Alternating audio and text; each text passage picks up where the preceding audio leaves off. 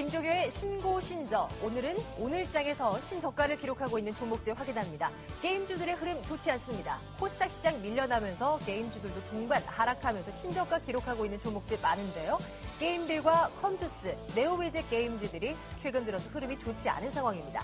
키스톤 글로벌도 신저가 종목으로 꼽히고 있습니다. 10억 원대 규모의 유상증자 결정에 52주 신저가, 오늘장에서도 6% 이상 밀려나고 있습니다. 김종효의 신고 신저, 오늘은 정유주 하나 점검해볼까 합니다. S-오일입니다. 자, S-오일의 주가 하락은 어떻게 해석하면 좋을까요? 대응 전략까지 챙겨드리겠습니다. 김종효 연구위원님, 정유주들 바닥이 대체 어딜지 모르겠습니다. 왜 이렇게 밀려나는 걸까요? 네, 바닥이 어딜지는 저도 잘 모르겠습니다. 그런데 이제 현재 구간에서 이 정유주들의 이익을 결정하는 가장 중요한 요소는 유가와 정제마진이거든요. 유가는 최근에 정체되어 있으니까 유가보다는 정제마진의 움직임이 중요한데 6월 들어서는 조금 개선되는 모습 보여주고 있습니다만 전반적으로 4월달, 5월달에 굉장히 좋지 않았습니다. 그래서 3월달에 약간 개선되는 듯 했다가 재차 악화되면서 2분기 실적에 대한 부담감이 지금 가장 주가를 하락시키는 중요한 요인이라고 봐야 될 것 같고요. 또 석유화학 분야가 전체적으로 악화되고 있습니다. 실제로 이제 매출 규모로 보면 정유 부분이 가장 크고 그다음이 석유화학, 마지막으로 제일 작은 부분이 윤활기유 쪽인데 실제로 지금 이익이 늘어나는 쪽은 윤활기유 정도고요. 정유 쪽과 함께 석유화학의 이익이 둔화되고 있다는 점, 이러한 부분들이 좀 부담이 되고 있는 거고, 그동안 이제 배당을 많이 준다라는 점과 ROE가 높다라는 점 때문에 이 종목에 대해서 굉장히 높은 밸류에이션을 줬거든요. 네. 그러니까 상대적으로 SK 이노베이션이나 GS에 비해서 높게 받았던 이런 밸류에이션 매력도가 떨어지면서 최근 주가의 하락이 굉장히 가파라지고 있다. 이렇게 좀 봐야 될 것 같습니다. 예. 왜 이렇게 국내도 그렇고요, 글로벌도 그렇고요, 안 좋은 얘기들만 많이 나오는지 모르겠습니다. 중국 쪽 지표 하나 나왔습니다. 확인하시죠.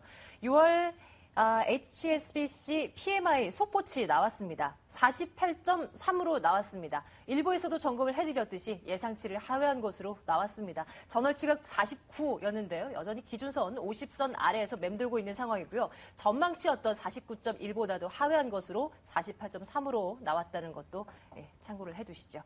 다시 S-오일로 돌아가겠습니다.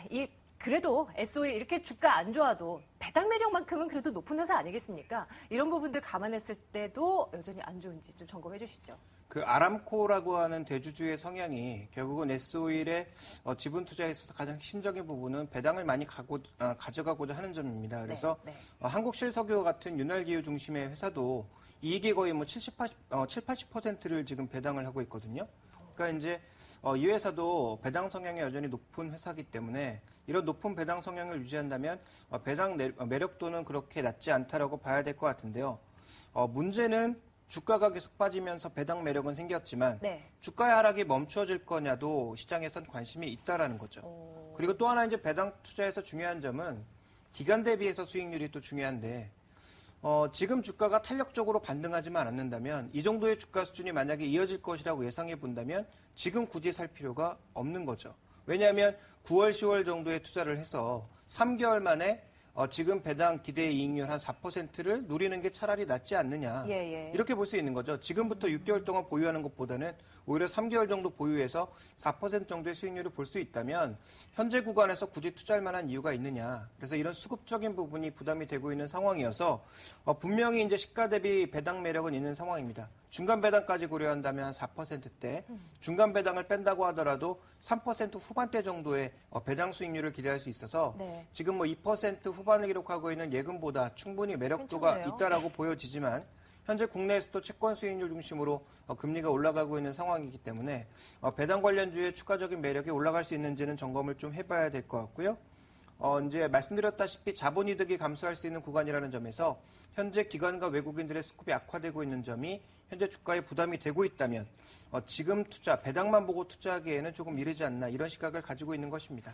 그러면 이 S-오일을 진작부터 보유하고 계신 분들은 어떻게 하는 게 좋겠습니까? 정말 속이 새카맣게 타들어가고 계실 것 같아요. 이렇게나 바닥일 줄 알고 조금 더 견뎌볼까 했는데 바닥이 없는 것 같습니다. 계속 떨어지고 있는 상황인데 지금이라도 좀 조금이라도 비중을 줄여야 되는 것인지 그건 어떻게 생각하십니까? 뭐 탄력적인 반등이 나온다면 뭐 비중을 좀 줄여가면서 대응이 가능하겠지만 적어도 2분기 실적을 확인하고 3분기에 바닥 실적이 터닝되었다라는 것을 확인하기 전까지 네. 의미 있는 주가 반등은 좀 힘들 것 같습니다. 그리고 조금 전에 HBS PMI에서도 확인해봤다시피 이 중국의 전반적인 경기가 좋지 않은 상황이죠. 그래서 한국에서 만든 이 정유를 중국에 수출하는 물량들이 상당히 많다라고 볼 수가 있는데 결국은 원가는 뭐 아람코에서 수입을 해서 안정적으로 유지가 된다라고 해도 수출 물량 자체에 부담이 있는 상황이기 때문에 종목이 탄력적인 반등이 어렵다라는 측면에서 지금 이제 기존에 가지고 계셨던 분들은 어느 정도 정리를 생각해야 될 시점인데 7만 원 아래까지 만약에 주가가 떨어진다면 제가 보기엔 이제 시가 배당 매력이 높아지는 수준이어서 네네. 이 가격에 파는 것은 제가 보기엔 너무 아깝다라고 생각을 하고 있고요. 아. 신규 매수의 관점에서 봤을 때는 이익의 턴어라운드 시점과 수급의 턴어라운드 시점을 찾아봐야 된다. 그래서 단기 투자자는 기관과 외국인 매물이 줄어드는 시점을 노리셔야 될 것 같고요.